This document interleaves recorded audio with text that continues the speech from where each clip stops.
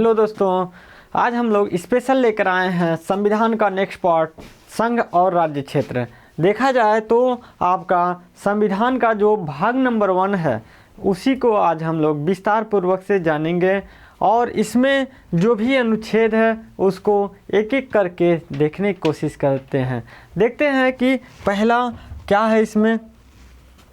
देखिए, देखा जाए तो संघ और उसके राज्य क्षेत्र, तो देखा जाए इसका वर्णन आपका भाग नंबर 1 में किया गया है और अनुच्छेद 1 से लेकर 4 तक का इसमें वर्णन किया गया है। क्या है? भाग नंबर 1 है आपका। अनुच्छेद क्या है? 1 से लेकर 4 तक का है। देखेंगे कि जब संविधान का निर्माण होता है, स्टार्टिंग होता है, तो इसमें आपका 1 से ही स्टार्ट होता है और कितने भाग हैं आपके? भाग नंबर 22 भाग पाए जाते हैं। तो हम लोग आज पहले भाग को जानने की कोशिश करेंगे। इसमें देखेंगे कि भारत की जो परिभाषा दिया गया है, जो राज्य की परिभाषा दिया जाता है, पहले भाग में यही है। तो देखते हैं कि भारत राज्यों का संघ है जिसमें 28 राज्य और आपके 8 केंद्र शासित प्रदेश शामिल हैं। मतलब कि जो भारत का निर्माण होता है उसमें 28 राज्यों और 8 केंद्र शासित प्रदेशों के से मिलकर ही निर्माण होता है। देखिए, ये संख्या कम बेसी होता रहता है, कम ज़्यादा होता रहता है, तो इसको आपको केयर करना है। लेकिन ये है कि क्लियर है कि सभी राज्यों से मिलकर ही आपका भारत का निर्माण होता है। देखते हैं आर्टिकल नंबर 1, पहला जो आर्टिकल है वो क्या कहता है? भारत अर्थात इंडिया राज्यों का संघ होगा। ठीक है, तो कभी कभार एग्जाम में पूछ लिया जाता है कि आपके संविधान में क्या नाम लिया गया है आपके देश का, तो आपको याद रखना क्या है? भारत अर्थात इंडिया। एक हिंदी में है, एक अंग्रेजी में दिया गया है। राज्यों का संघ होगा। और दूसरा, इसी में जो पहले ही अनुच्छेद में दूसरा भाग क्या कहता है? राज्य और उसके राज्य क्षेत्र में होंगे जो पहली अनुसूची के जो लिखित होंगे। देखेंगे कि जो आपका अनुसूची 1 है इसमें राज्य की परिभाषा देता है। क्या देता है? राज्य की परिभाषा। तो यही कहने की कोशिश किया जा रहा है कि जो आपका भारत का जो परिभाषा है इसमें आपका जो पहली अनुसूची के अनुसार ही जो लिखा गया है वही आपका पहले आपके अनुच्छेद में भी वही लिखित है। ठीक है, तो देखते हैं कि जो आपका अनुसूची है उसको हम देखेंगे कि क्या क्या अनुसूचियां हैं, कितनी अनुसूचियां हैं और किस प्रकार से हैं। तो देखिए, जो पहली अनुसूची है, देखिए पहली अनुसूची आपका देखेंगे कि राज्य की परिभाषा दिया गया है।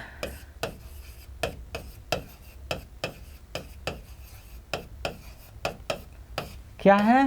राज्य की परिभाषा है। दूसरी अनुसूची में देखेंगे कि वेतन एवं भत्ते। इसमें क्या है? वेतन एवं भत्ते। थर्ड में है आपका शपथ ग्रहण।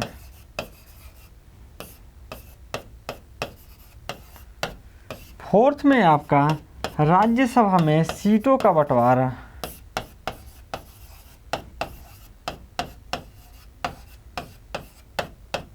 सीटों का बंटवारा किया गया है। और 5वां में है अनुसूचित जात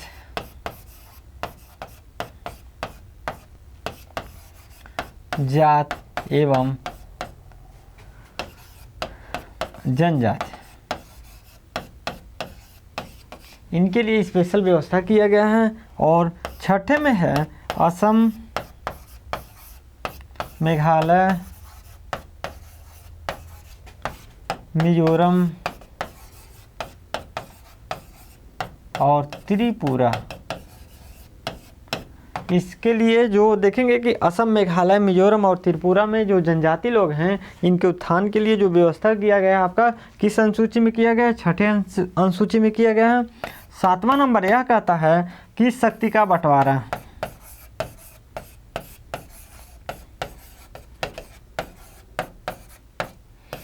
और 8वां ये कहता है आपका भाषा। देखेंगे कि 22 भाषाओं का जिक्र किया गया है आपके संविधान में, ठीक है। और देखते हैं कि जो 9वां है ये क्या कहता है, स्पेशल व्यवस्था किया गया है। और 10वें में है दल बदल। और 11वें में है आपका ग्राम पंचायत।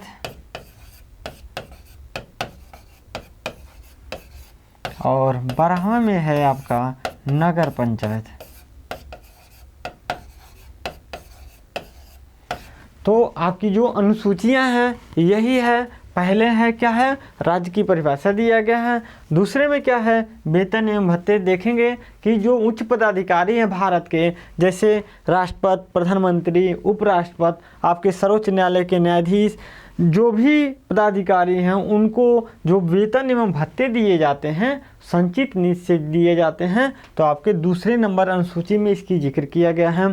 तीसरा में क्या है, यही जिनको वेतन एवं भत्ते देने की व्यवस्था किया गया है उन्हीं के शपथ ग्रहण की जो व्यवस्था किया गया है आपका तीसरी अनुसूची में किया गया है। चौथे में देखेंगे कि राज्यसभा में सीटों का बंटवारा किया गया है। मतलब देखते हैं कि संसद के आपके 3 अंग होते हैं, लोकसभा, राज्यसभा और राष्ट्रपति होते हैं।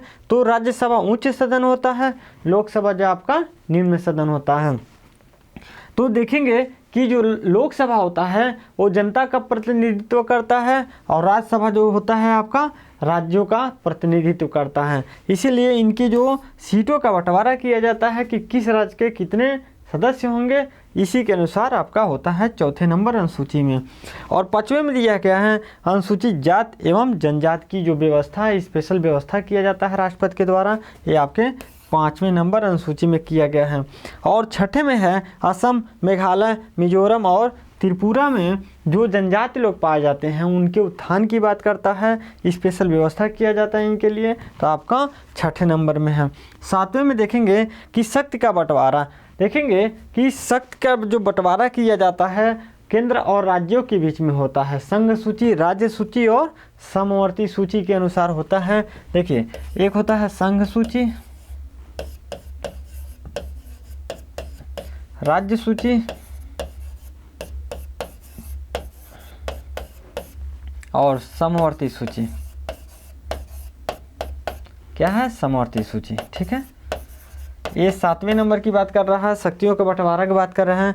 देखेंगे कि जो जिस विषय पर संघ सरकार का, केंद्र सरकार का कानून बनाने का अधिकार होता है आपका संघ सूची होता है, जिसमें के तहत आपका राज्य सरकार कानून बनाता है वो राज्य सूची होता है, और जिसमें दोनों लोग मिलकर कानून बनाते हैं वो क्या होता है, समवर्ती सूची होता है। आपको ध्यान रखना है, ठीक है। नेक्स्ट है आपका 8वां नंबर है भाषा, जिसमें आपका 22 भाषाओं का जिक्र किया गया है। और ये भी ध्यान रखेंगे कि जब मूल संविधान में आपका 14 भाषाओं का जिक्र किया गया था, लेकिन बाद में इसको बढ़ा दिया गया था, संशोधन कर करके जोड़ दिया गया था, और वर्तमान में कितना है, 22 भाषाओं का जिक्र किया गया है। यहाँ पे 9वां है स्पेशल का मतलब ये हो गया कि इसको बाद में 9वीं अनुसूची को जोड़ा गया था पहले संविधान संशोधन के द्वारा। इसमें जो भी विषय आ जाते हैं वो वाद योग्य नहीं होते हैं, मतलब आप इसको कोर्ट में नहीं ले जा सकते हैं, ठीक है। इसीलिए इसको स्पेशल व्यवस्था कहा जाता है। नेक्स्ट है कि दल बदल, यहाँ पे 10वें नंबर पे है दल बदल। तो दल बदल का मतलब होता है कि देखेंगे कि जो लोकतांत्रिक प्रक्रिया है भारत की, इसमें आपका जो दल ही मिलकर आपका सरकार चलाते हैं। तो इसी की वजह से देखेंगे कि कुछ पार्टियों में से सदस्य कटकर दूसरे पार्टियों में जाते थे लोग, इसी को बैन करने के लिए आपका इस नियम को लाया गया था। और 11वां देखिए कि आपका ग्राम पंचायत की बात कर रहा है, जो लोकल अथॉरिटी है आपके देश की, उसकी बात करता है। जो प्रधान की चुनाव होता है आपका, उनकी जिक्र करता है। 12वें में है कि जो नगर पंचायत की चुनाव की बात करता है, नगर में आप लोकल अथॉरिटी की बात करता है, आपका 12वीं अनुसूची को जिक्र किया गया है, ठीक है। तो ये आपका क्या था, अनुसूचियाँ थी, 12 अनुसूचियाँ आपको याद रखना है, ठीक है। तो नेक्स्ट चला जाए देखिए यहाँ पे देखा जाए जो पहले ही अनुच्छेद का तीसरा नंबर भाग क्या कहता है, भारत के राज्य क्षेत्र में अर्जित किए गए एवं अन्य राज्य क्षेत्र समाविष्ट होंगे। मतलब कि जो भी आपके क्षेत्र जो अर्जित किए गए हैं भारत सरकार के द्वारा आपका इसी राज्य में समाविष्ट होंगे, भारत में ही समाविष्ट होंगे, ध्यान रखिए। ठीक है, तो नेक्स्ट चलते हैं, सेकेंड नंबर जो आर्टिकल है उसको देखते हैं क्या है। देखिए दूसरा नंबर कहता है कि भारत की संसद को विधि द्वारा ऐसे निबंधन और आपका शर्तें पर जो वह ठीक समझे संघ में नए राज्य का प्रवेश किया जा सकता है और इसकी स्थापना भी किया जा सकता है। मतलब ये हुआ कि दूसरा नंबर जो आर्टिकल है ये कहता है कि अगर कोई देश का कोई राज्य कोई क्षेत्र अगर भारत में मिलना चाहता है तो आपका दूसरे नंबर आर्टिकल के यूज करके आपका संसद इसको मिला लेगा। अगर भारत सरकार किसी देश पर कब्जा कर लेता है, चाहे किसी क्षेत्र को कब्जा कर लेता है, तो उसको भी उस क्षेत्र को भी भारत में मिलाने की जो प्रक्रिया होती है आपका आर्टिकल नंबर किस में होता है, दूसरे नंबर में होता है। ये आपका ध्यान रखना है। ठीक है, नेक्स्ट है जो आपका तीसरा नंबर आर्टिकल ये कहता है कि नए राज्यों का निर्माण और वर्तमान राज्यों के क्षेत्रों में और सीमाओं में जो आपका परिवर्तन किया जाता है। देखिए निर्माण भी किया जाता है जो आपका क्षेत्रों में आपका सीमाओं में या नामों में परिवर्तन जो भी किया जाता है आपका ये आर्टिकल नंबर 3 में किया जाता है। ठीक है, देखते हैं कि आपका उत्तराखंड उत्तर प्रदेश से कटकर बना था, छत्तीसगढ़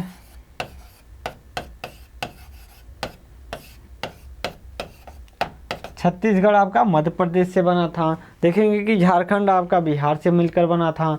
देखेंगे कि तेलंगाना जो आंध्र प्रदेश से मिलकर बना था। तो आर्टिकल नंबर किसके तहत बना था, ये तीसरे आर्टिकल से ही मिलकर इसका निर्माण होता है। ये ध्यान रखेंगे। क्या है, 3 नंबर जो आर्टिकल है आपको ध्यान रखना है। और देखा जाए कि चौथा आर्टिकल क्या कहता है। देखिए ये बहुत ही इम्पॉर्टेंट होता है क्योंकि ये समझ नहीं आता है। ये जो अनुच्छेद है चौथा नंबर ये जल्दी समझ नहीं आता आखिर में कहना क्या चाह रहा है। तो आपको ध्यान से देखना है, ध्यान से सुनना है, तब समझ में आएगा। देखिए अनुच्छेद 2 या 3 में जो भी परिवर्तन किए जाते हैं या संशोधन किए जाते हैं वह अनुच्छेद 368 के तहत नहीं किए जाते हैं। ठीक है, तो कहने का तात्पर्य यह है कि अगर किसी अन्य राज्य को भारत में मिलना हो, अगर किसी देश पर भारत सरकार कब्जा कर लेती है, अगर किसी एरिया को भारत सरकार कब्जा लेती है अपने में और उसको मिलाने की कोशिश करती है। हाँ, दूसरा नंबर भारत के राज्यों के नामों में परिवर्तन, किसी एरिया में परिवर्तन, चाहे क्षेत्रों में परिवर्तन, चाहे सीमाओं में परिवर्तन, संसद जो भी नियम बनाएगा जिसके अनुसार परिवर्तन करेगा, ये दोनों जो नियम होंगे ये आर्टिकल नंबर 368 के तहत नहीं किए जाएंगे। अब समझिए कि 368 का मतलब क्या होता है। देखिए भाग नंबर देखेंगे कि 17 में एक अनुच्छेद है 368 जिसमें यह कहा जाता है कि संविधान संशोधन,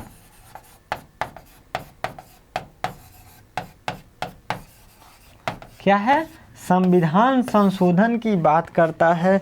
एक ही आर्टिकल है, एक ही अनुच्छेद है जिसके तहत भारत के संविधान में जो भी बदलाव किए जाते हैं, जो भी चेंजिंग किए जाते हैं आपके इसी के तहत किए जाते हैं, अन्यथा कोई भी प्रक्रिया अन्य नहीं है।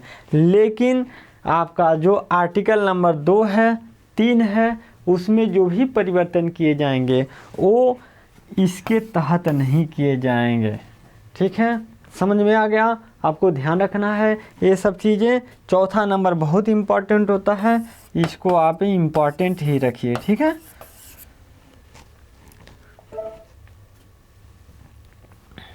देखिए हम लोग और कुछ जानते हैं जो राज्यों का पुनर्गठन है आपका। देखेंगे कि जब देश आज़ाद हो गया था तो उतनी समय आपका जो राज्य का गठन किया जा रहा था उसके विषय में हम लोग जानने की कोशिश करते हैं कि आपके राज्यों का जो गठन हुआ था कैसे हुआ था। देखिए, भाषा के आधार पर राज्यों का पुनर्गठन उचित है या नहीं है, उसके जांच के लिए संविधान सभा ने के अध्यक्ष राजेंद्र प्रसाद ने एक टीम गठित किया गया था। यस के धर, देखिए यस के धर की अध्यक्षता में एक टीम बनाए थे। उसके अनुसार कि जो भारत में राज्यों का डिवाइड किया जाएगा, राज्यों को डिवाइड किया जाएगा, ये भाषा के आधार पे होना चाहिए या नहीं होना चाहिए। लेकिन ये एस के धर जो टीम थी, इन्होंने इसका विरोध किया था कि भारत में जो भी राज्य आएंगे उनको हम भाषा के आधार पर न करके वैसे ही कर देंगे, स्वतंत्र कर देंगे। ठीक है, तो देखते हैं आगे। देखिए, एक कौन थे यस के धर जो आपके अध्यक्षता किए थे इसमें, ये इलाहाबाद उच्च न्यायालय के अवकाश प्राप्त न्यायाधीश यस के धर की अध्यक्षता में आपका देखिए 4 सदस्य आयोग की नियुक्त किया गया था। इस आयोग ने भाषा के आधार पर राज्यों का गठन का विरोध किया था। हम आपको पहले भी बताए हैं कि जो यस के धर टीम थी, ये भाषा के आधार पर जो भी गठन करने की प्रक्रिया थी उसका विरोध किया था इन्होंने। ठीक है, देखिए, अब इस जो टीम अपना प्रतिवेदन दिया था यस के धर टीम ने, उसके जांच के लिए एक और टीम बनाई गई थी जिसकी अध्यक्ष आपका कौन थे, जवाहरलाल नेहरू के रूप में किया जा रहा था। इसमें 3 लोग शामिल थे। कौन कौन थे? जवाहरलाल नेहरू थे, देखिए जवाहरलाल नेहरू, वल्लभ भाई पटेल, पट्टाभी सीतारामैया। ठीक है, इन्होंने भी इस टीम के जो प्रतिवेदन मिला था उसकी जांच के लिए ये चीज़ें की गई थी। इन्होंने भी पाया कि जो आपका भाषा के आधार पर राज्यों का गठन की प्रक्रिया है वो गलत है। तो इन्होंने भी इस चीज़ को ख़त्म कर दिया था और इसको माने नहीं थे। लेकिन बाद में देखेंगे कि जो दक्षिणी भारत के लोग थे, दक्षिणी भारत के जो राज्य हैं, उन्होंने इसका बहुत ज़्यादा विरोध किया था और बहुत ज़्यादा आंदोलन चलाया गया था। इसी आंदोलन में एक ऐसा आंदोलन था जो मद्रास राज्य के आपका तेलुगु भाषियों में आपका एक नाम था पोट्टी रामुल्लू के नेतृत्व में एक आंदोलन आरंभ हुआ था। इन्होंने 58 दिन तक आमरण अनशन किया था बिना अन्न जल ग्रहण किए। इसकी वजह से इनका मृत्यु हो जाती है। कब? 15 दिसंबर 1952 को इनकी मृत्यु हो जाती है।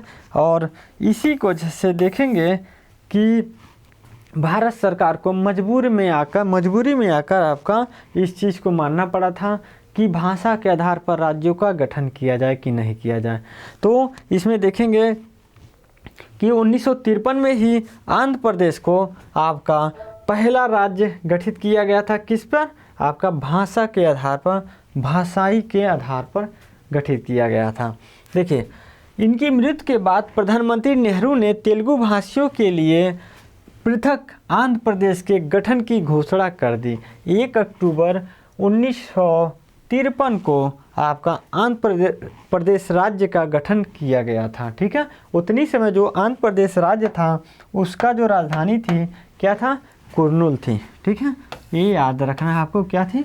कुर्नूल वो थी, राजधानी थी इसकी। और एक चीज़ याद रखिए कि बहुत ज़्यादा ये पूछा जाता है कि भाषा के आधार पर, देखिए एक क्वेश्चन बनता है हमेशा कि भाषा के आधार पर कौन सा राज्य, भाषा के आधार पर